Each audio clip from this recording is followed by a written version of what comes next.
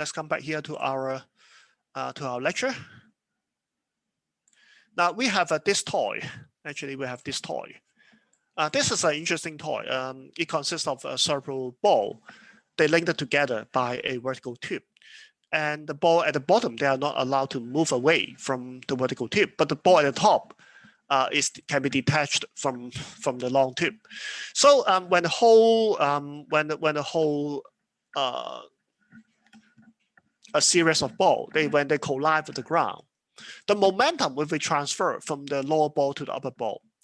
Because when there's a collision, that the lower ball rebound, but the lower ball is have another collision with the upper ball, and that process repeats itself until it goes to the top ball, and so the top ball will gain a lot of momentum, because now you have a larger ball at the bottom, and the larger ball will transfer the momentum up to the top small ball. There will be a series of collisions that transfer a large amount of momentum to the top ball, and the top ball will be ejected with a high speed, and so it will go to a very, very high level. Now let's look at a video by the physics girl. I share this video with you.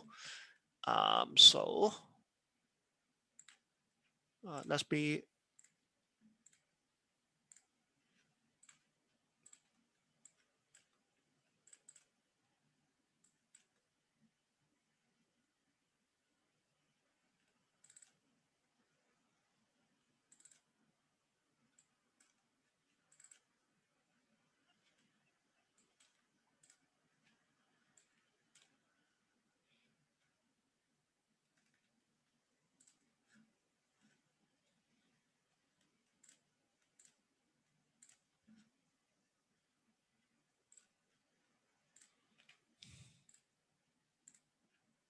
Okay, let's share this. Check out how high these different balls bounce. The basketball, the super bouncy ball, and the golf ball. Now I'm gonna try the golf ball on top of the bouncy ball, on top of the basketball. And then I'm gonna explain how it's related to a supernova. Did you see that? Probably not. So here it is again. The golf ball bounced to 28 feet. We dropped it from about 3.5 feet, so it went up 800% of its dropped height. In fact, if you consider that by itself, the golf ball bounces about 70% of its dropped height. It went as high as if it had fallen from 40 feet up. That is awesome. So how can we get the golf ball to bounce up with that much energy? Let's simplify it to these two balls. When you drop them individually, each ball starts out with some potential energy from the height of the drop. As the balls hit the ground, some energy goes into heating up the ground and some goes into heating the ball. Because that energy left the ball system, you can't get back up to the same height. But when you combine them, the tennis ball goes higher than its dropped height. Way higher. Where does it get the extra energy? As the basketball bounces, it compresses, storing elastic potential energy. As it releases, it springboards the tennis ball upward just at the right moment. This is like the double bounce on a trampoline when you jump right before someone else. You prepare the elastic of the trampoline by stretching it and storing energy, which can then bounce the jumper even higher. In the same way, the basketball stores energy in its compression and is able to push the tennis ball. But just like the double bounce preparer, the basketball can't go as high. You can see that here. It bounces even less when 3 balls are dropped together. Also, during that transfer of energy, some momentum transfers from the basketball to the tennis ball. And since the basketball starts with way more momentum because of its larger mass, the tennis ball's velocity increases by a lot, and it flies up, up, and away. Now back to the triple super ball bounce. Now you get the energy from the basketball's bounce being transferred into the bounce of the super bouncy ball, which is then transferred to the golf ball's bounce. You put the same amount of energy or momentum from 2 more massive objects into a smaller object, and it will go much faster. Epic! Just like the explosions of a supernova, which may seem unrelated, but what we just did is analogous to the process that occurs during the explosion of a supernova. Just like our more massive basketball transfers momentum to the smaller balls, energy from the dense core of the supernova supernova is transferred in a shock wave that moves through the star to the less dense layers and accelerates them outward at a super high velocity. More massive or denser layers in the core of the supernova begin to collapse when fusion stops there. The collapse is halted when the neutrons in the core actually touch, sort of. This causes the implosion to rebound and bounce outward. You end up with a dense core left behind and these wild outer shells of star exploding outward. Pretty cool. And of course, if you try this at home, which you should, you have to make sure the balls are perfectly vertically aligned because any off-centeredness gets amplified by the 2 points of contact, which is why we sadly couldn't get the quadruple tower of balls to work. But if you put a little ring of hot glue or something similar on the balls, it helps to balance them. Happy physicsing!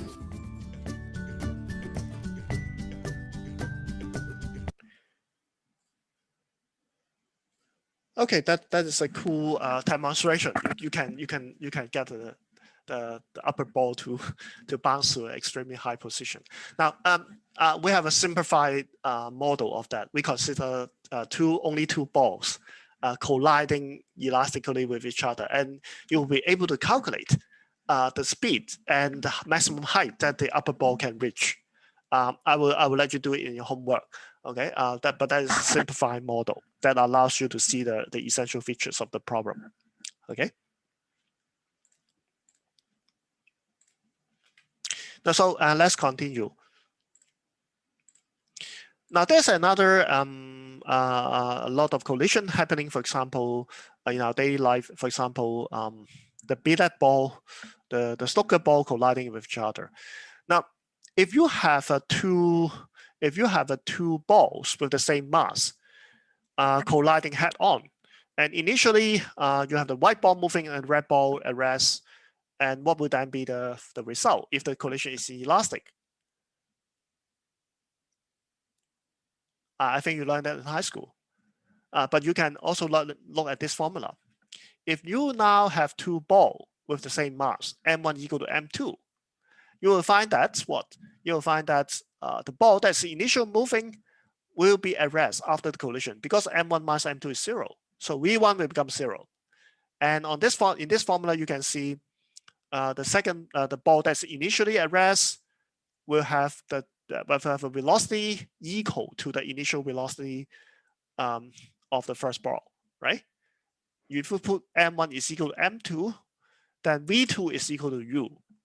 Okay, so in this collision that commonly appears in playing snooker, if you hit a red ball with a white ball, if you do the collision head-on, then the white ball will be at rest after the collision, and the red ball will move off with a speed that is equal to the initial speed of the white ball. That is called a stun shot. A stun shot means the white ball become at rest after the collision. That is a stun. A stun means becoming at rest. Okay, so that is a interesting application of an almost elastic collision. Now we consider about oblique collision. For oblique collision, we have now a collision at an angle. That means the ball will not be moving along a straight line. If you are, for simplicity, I consider two balls with the same mass, and one ball is initially at rest. The blue ball initially at rest. The red ball moves with the initial velocity u. And after the collision, the red ball now moves with velocity v1, and it makes an angle theta with the initial direction. The blue ball scatters off with another velocity v2, and the velocity makes an angle phi with the initial direction of the red one. Okay, so we are now going to handle this problem. Now we write down the linear momentum equation.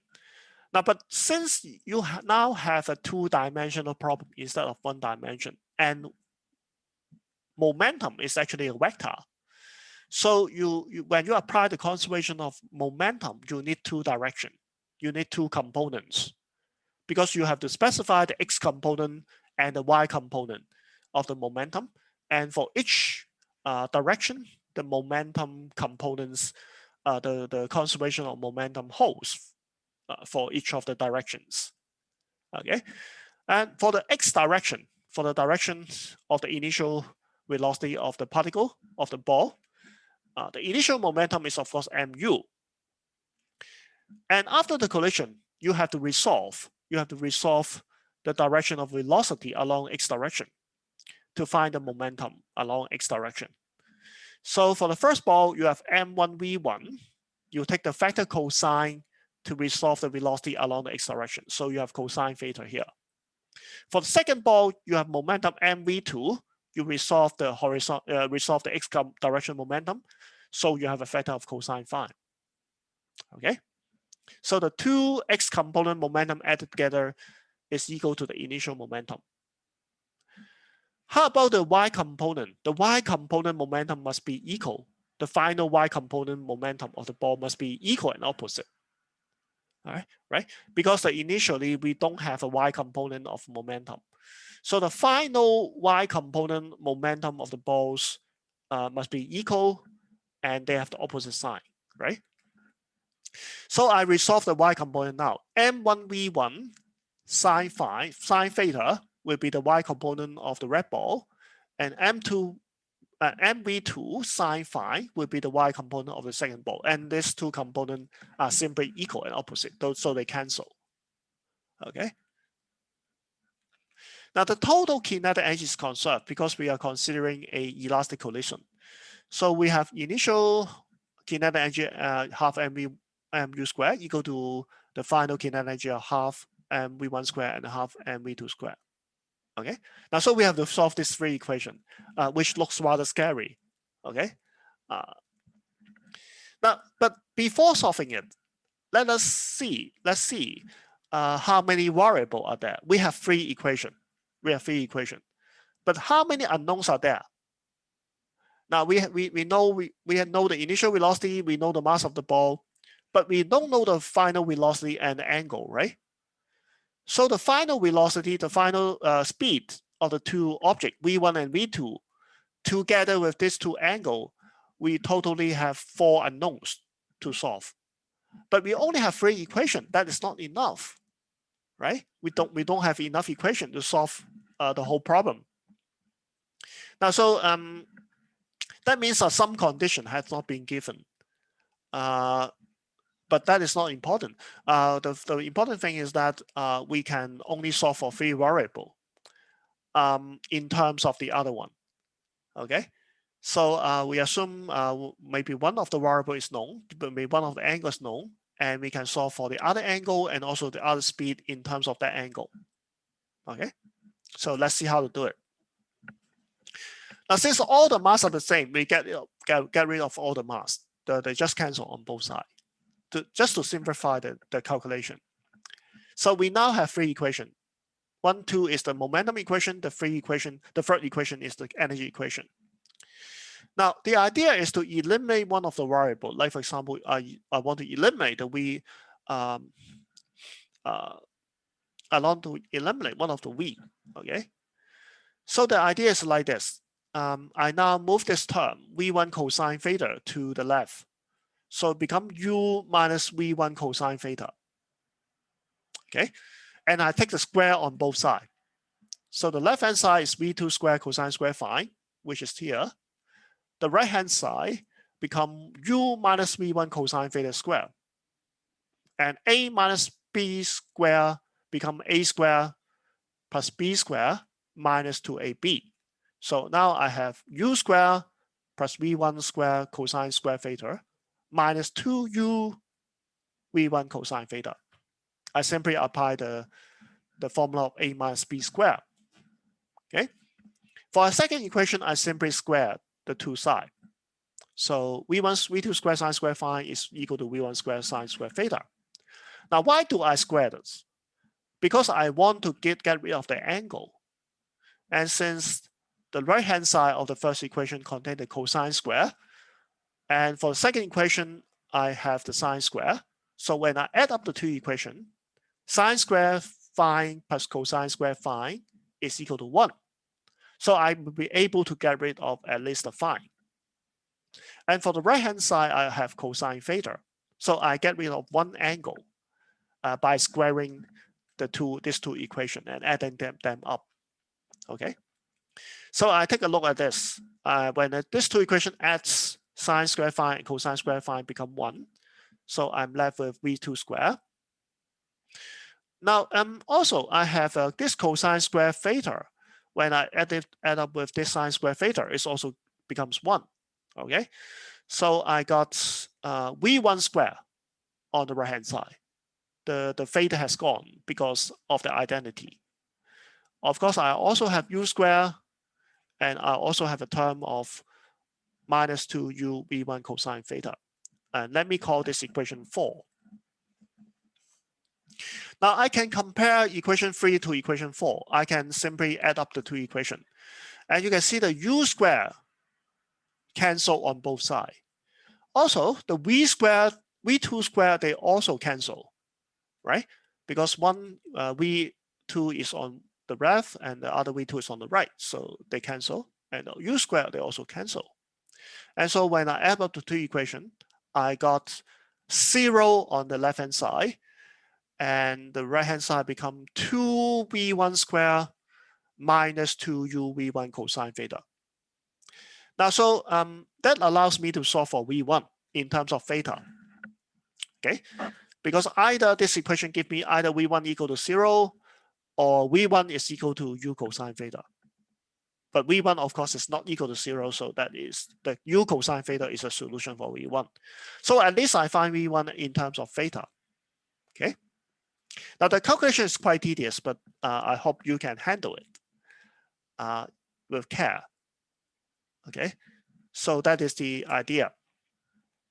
Now let us put v1 equal to u cosine theta into equation 3. Equation 3 is this one. So I can solve for v2. v2 is u square minus v1 square root. And since v1 is u cosine theta, so I have u cosine theta substitute for v1, and that becomes an identity of 1 minus cosine square, right? 1 minus cosine square is sine square. When I take the square root, the v2 become u sine theta. It's okay? Now I put the v1 and the v2 back to equation 2. This is equation 2. Now I know v1 and v2, right? So I put it back to equation 2. v1 is u cosine theta. v2 is u sine theta.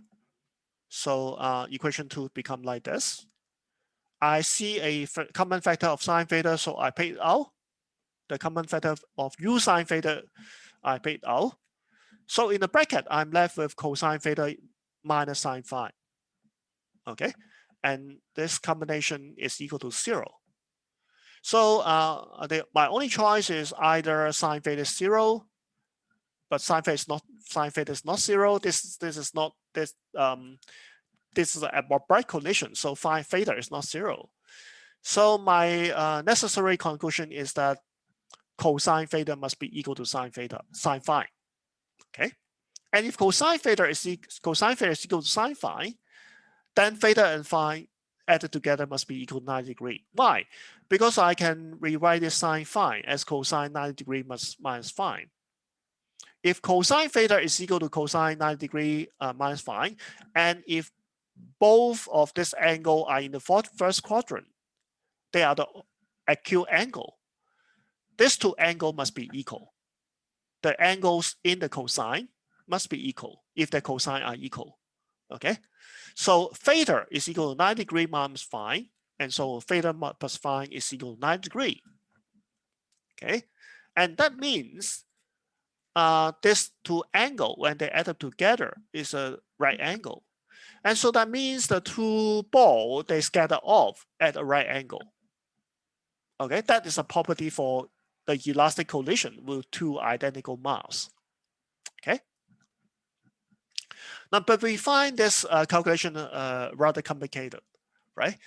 We have to solve for v1, v2 first, and then we solve for the angle phi in terms of theta. That is rather complicated. We have 3 equations, and then one of the equation is quadratic. So we have to square the other 2 equations and sum them up, and that means a lot of work. Now, but there's the easiest way to handle this equation. We, instead of using algebraic means, we express the whole thing in terms of vector. And with vector, we can solve this motion rather easily. We write down the vector equation. The mass are the same, so they've gone, okay? Now, this equation is the momentum equation. Instead of writing in terms of two components, we write the momentum conservation equation in terms of the vector. U vector equal to V vector, V1 vector plus V2 vector. So this again it means the vector added together using the rules of parallelogram, using the parallelogram method to add up the two vectors. So V1 plus V2 added together in a vectorial way, it just gives you U. That is a conservation of momentum. The energy equation remains the same. Okay, now how do we play with this? We take the square of this. Now, what we mean by square, the square of a momentum equation, of a vector equation, what we mean by a square of a vector equation is that we take the dot product of the equation with itself. So on the left-hand side, we calculate U dot U, U vector dot U vector. But U vector dot U vector is, of course, U square, right? And on the right-hand side, we have V1 plus V2 dot with V1 plus V2. So essentially, we have this.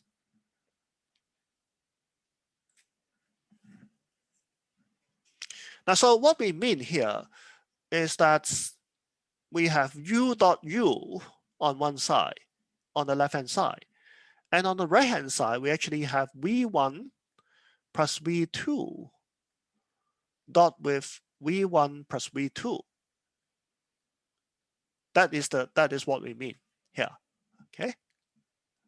Now, but the dot product is distributive, okay? Because the dot product is linear, has a linear property.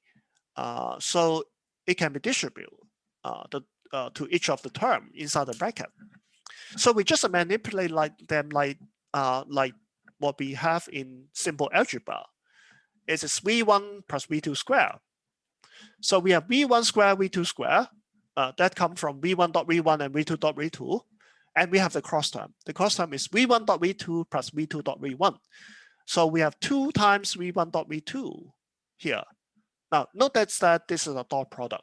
You must include a dot here because we have 2 bracket dot with each other, not just multiply each other. So you should preserve the dot product, okay?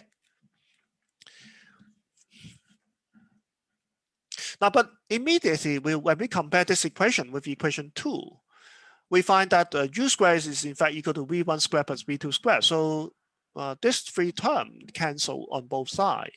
And that means V1 dot V2 is 0, right? Our only choice is the dot product being equal to 0. And that means V1 and V2 are perpendicular to each other. When 2 vectors are perpendicular, the dot product is 0. Because V1 dot V2 is equal to V1 times V2 times cosine the angle between the 2 vectors.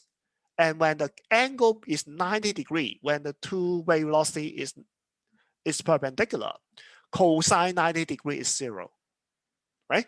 So that means the 2 vectors are actually perpendicular to each other. V1 is V2 are perpendicular. So with this result, I can easily find V1 and V2 in terms of theta. I draw a right angle triangle. With the right angle here, this are the 2 velocity, V1 and V2. Now, because I know V1 and V2 are perpendicular, so this is the right angle, right? This angle is theta, right? V1 plus V2, according to the vector equation, is equal to U, okay? So V1 is this, V2 is this. The sum of the 2V is equal to U. This is the momentum equation. And since this angle is right angle, this angle is theta, the angle V1 mixed with the initial direction U. The angle the V2 mixed with the initial direction is phi, which is this angle. So I now have theta plus phi equal to 90 degrees, right? So V1 is just what? It's just U cosine theta according to this right angle triangle. So I now have this result. And V2 is simply U sine theta. Okay. Now the problem has not completely been solved because theta is still unknown. But as soon as I know theta, I can know V1 and V2 and phi. Okay, so that is our result. It's very simple and elegant. You can see we hide all the projection, all the cosine factor and the sine factor inside the dot product. And that's why we simplify the calculation a lot. That is a miracle with playing with vector. Okay, without the vector, you simply come up with very difficult algebraic equation involving the projection, and the projection are given by the sine theta and sine phi, and that becomes very complicated. But with a dot product, you hide all this operation inside the dot product, and so the equation simplify a lot. So you see why physicists define vector, because we come up with very simple and elegant calculation by using vector. Now this is very commonly observed when you play snooker. You probably will not be not quite familiar with snooker. But for snooker, when you play snooker, you maybe notice that if you have the red ball colliding with the red ball or the colored ball, the two ball, if you collide it with a high velocity, the two ball nearly scatter off at right angle after collision. And so that means the collision is almost elastic. And the frictional force and the spin at that moment could be neglected. So there's a 90-degree scattering. Okay.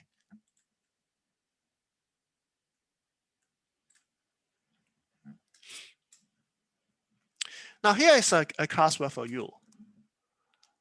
Suppose that the collision is now not elastic, okay, but has an energy loss. And I denote the amount of energy loss by delta E, the absolute magnitude. I want to take absolute magnitude because I want to make this quantity positive. Now delta E is of course negative because there's an energy loss from the system. But I don't want to have a sign confusion, so I take absolute sign of it, and that is the quantity of energy loss. So in terms of this quantity, I can express the angle between the resultant velocity, the final velocity. And if this angle is alpha, I can show that alpha, cosine alpha, is equal to the energy loss divided by m v1, v2. I would like you to show that. Now, we still have this equation, right? But the energy equation is now does not hold. So what is the energy equation now? We still have the momentum equation. The momentum equation is still given by what? The momentum equation is still given by U equal to V1 plus V2. The momentum equation doesn't change, but the energy equation does change. So anybody tells me how to write out the energy equation? We have this guy, the initial kinetic energy. We have the final kinetic energy like this. Now they are not equal, right? Because there's energy loss. Where should we add the loss in energy? Anybody tells me? Any response from you? How do you add the energy loss to this equation to make it right? Nobody answer me? Yes? One of your answer? Yeah, right-hand side. Because there's energy loss, right? So the final kinetic energy is smaller than the initial kinetic energy, right? Because of energy loss. So you should add the term here. I deliberately make it positive to avoid the sign confusion. So if I add the energy loss here, the right-hand side and left-hand side will be equal. Okay. Now the important thing is that you remember, without this term, there's energy loss. So the left-hand side is larger than the right-hand side. So you have to add a positive value to the right-hand side to balance it. That is how you make it right? Okay. Now, how do we simplify it? To simplify like this, divide by divided by 1/2 and divide by m. We got sorry.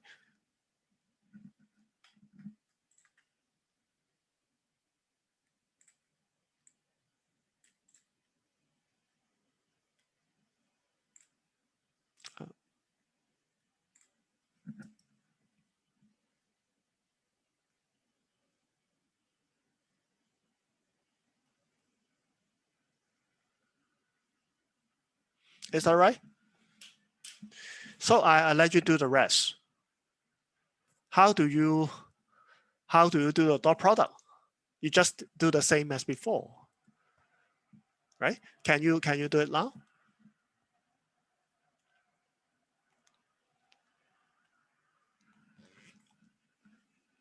So you use the vector equation, you form the same dot product.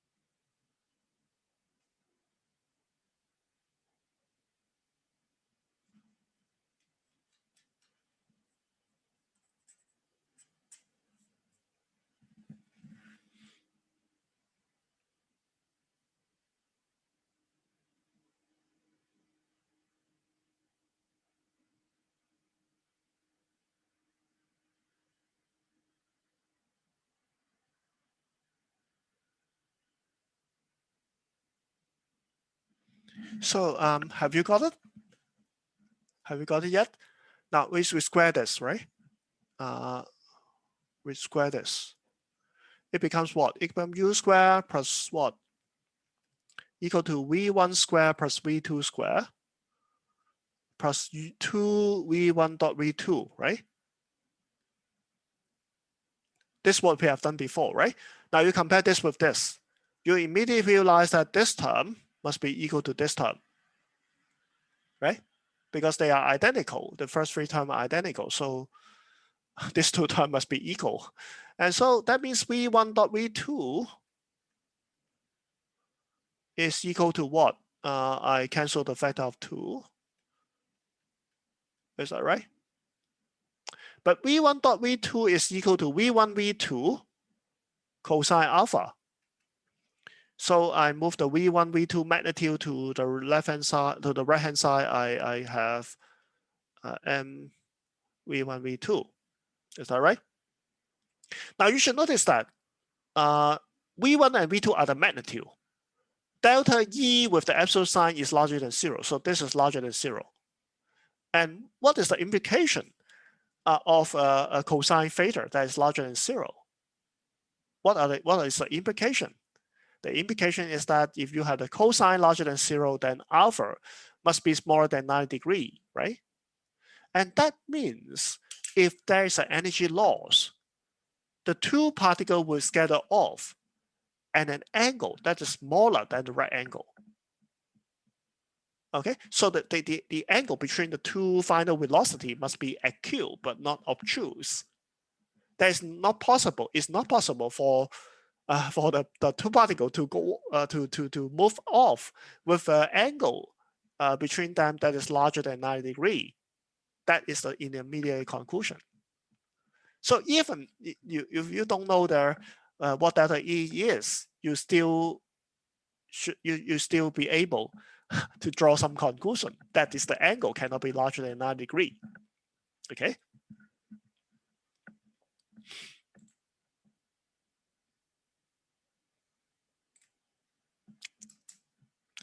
Now, so let us move to a concept called the center of mass. I will discuss it more details later in the next lecture, but let us introduce it first. Suppose we now have n particle interacting with each other in the system. And there's also external force. So we apply the Newton's second law for a system of particle. F is a total external force. There may be external force acting on individual particle, but we sum them up to get a total external force. And the rate of change of the total momentum on the right-hand side. The total momentum is equal to the sum of the individual momentum. So we sum the small p from P1, P2, P2 up to Pn. P1, P2, P3 up to Pn are the respective momentum for each of the particle in the system. So we get them sum up to get the total momentum. Okay, to get the total momentum. So now the derivative acts on this summation. And so the derivative can act on each of this term.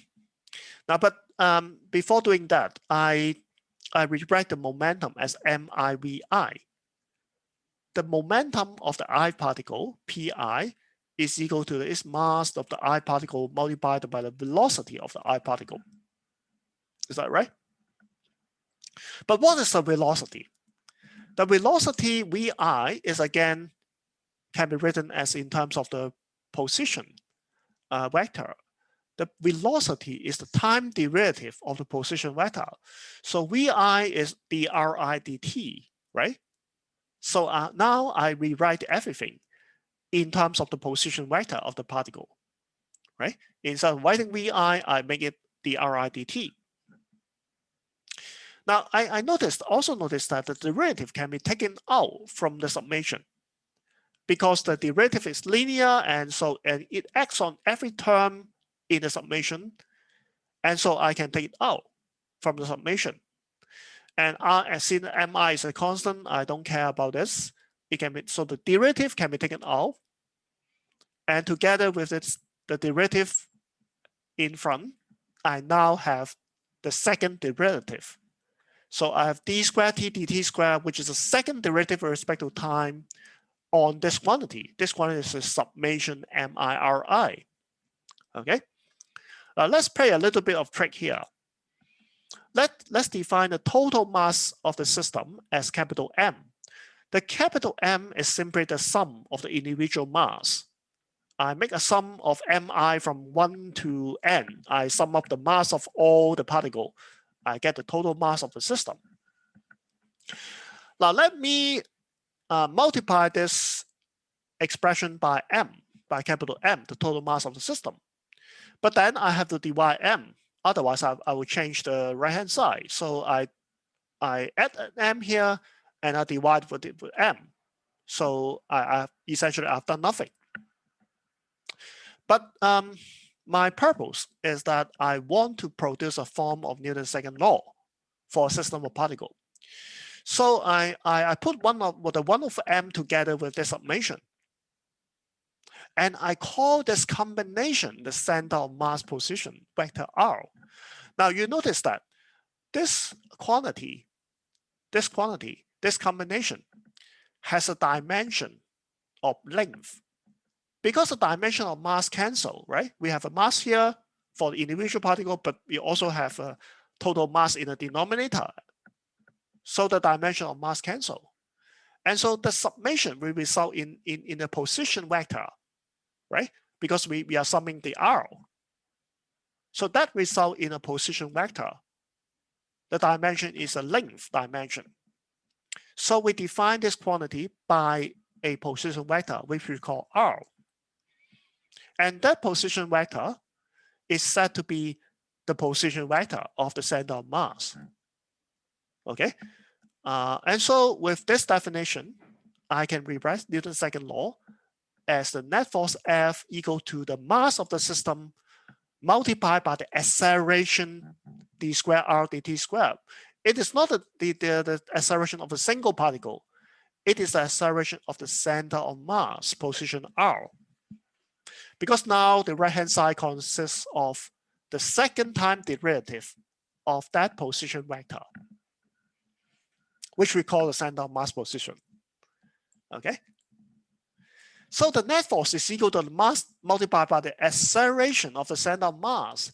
And that equation is very similar to the Newton's second law for a single particle. So we are now able to write Newton's second law for a system of particles moving arbitrarily. Okay? As long as we define R to be the center of mass of that system. And if we can find the second derivative of it, we find that its acceleration is acceleration. It's just the same as the acceleration of a single particle. And we multiply by m, we simply get the net force of the system acting on the system. But how do we find the center of mass? That is a good question.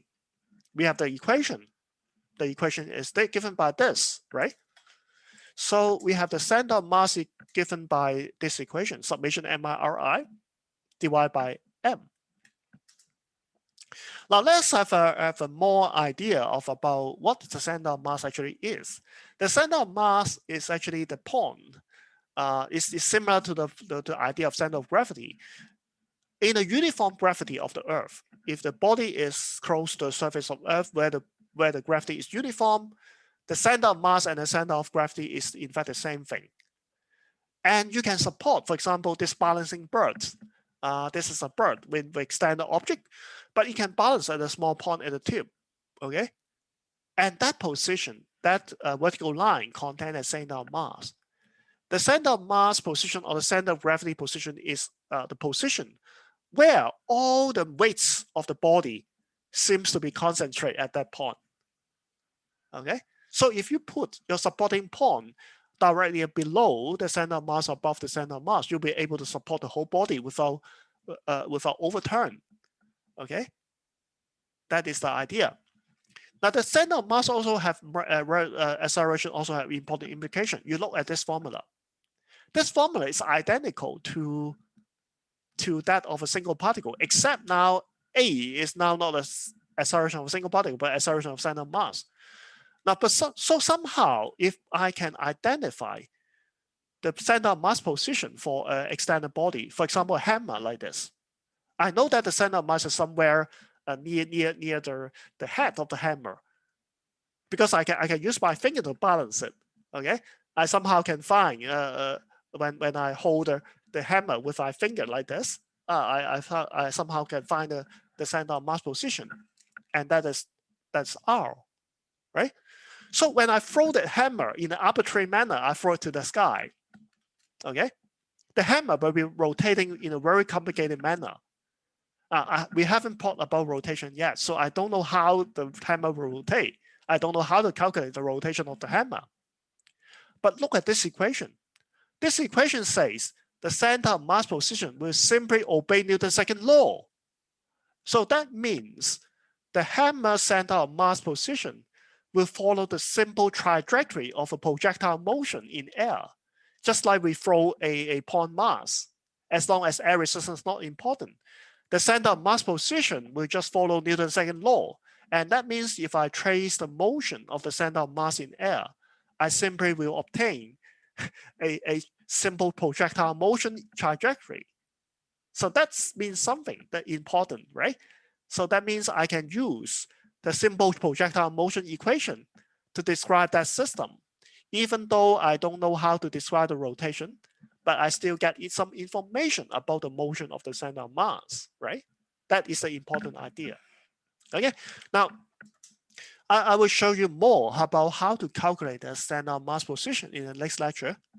But that is not difficult because if you start with this equation, it's a vector equation. Then you divide this equation into 3 components. You have a lot of mass here making up the whole body, and you form a sum of the individual mass with the x coordinate of them, multiply with the x coordinate of them, and you form a sum of it, and you divide it by the total mass, you get the x coordinate of the center of mass. And similarly, you can do it for the y component and for the z component, and you eventually obtain a vector r that points from your origin to the center of mass position. Okay, now so we are going to discuss it in the next lecture. So I'll let you go at this point.